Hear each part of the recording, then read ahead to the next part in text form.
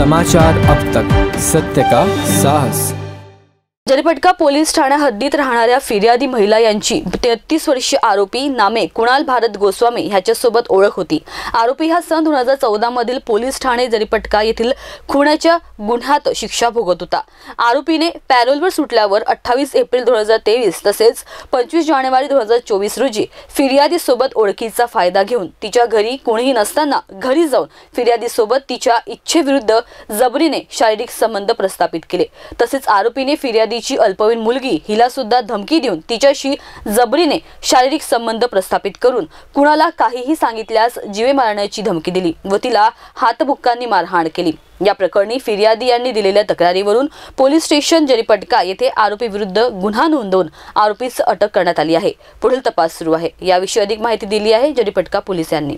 26 जानेवारीच्या रात्री एक पीडित महिला तिच्या मुलगी व पतीसह पोलीस स्टेशनला आली आणि तिने तक्रार केली की आरोपी नामे कुणाल भारत गोस्वामी याने घरी येऊन त्यांच्याशी भांडण केलं आणि मारझोड केली।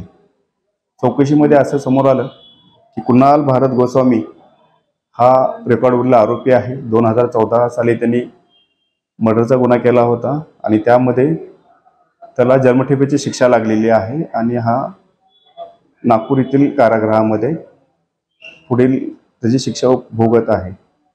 हा 25 तारखेला संचित रजेवर बाहेर आला होता आणि त्याच रात्री त्यांनी यांना मारझोड केली।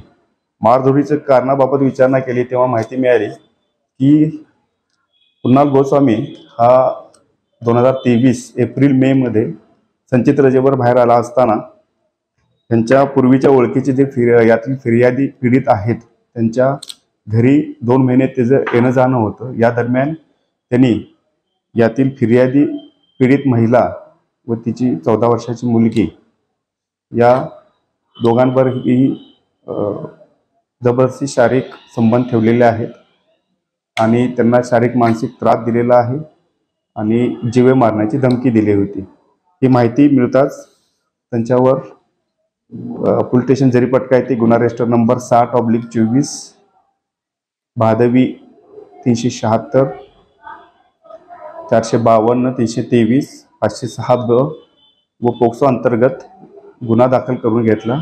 यातील आरोपीला तात्काळ अटक केली। त्याचा पुढील तपास महिला पोलीस उपनिरीक्षक फटिंग मॅडम करत आहेत। आरोपी सध्या पोलीस कोठडीत असून पुढील तपास चालू आहे। माझ्या रक्तकसाठी रिंकू पांतावणे, नागपूर।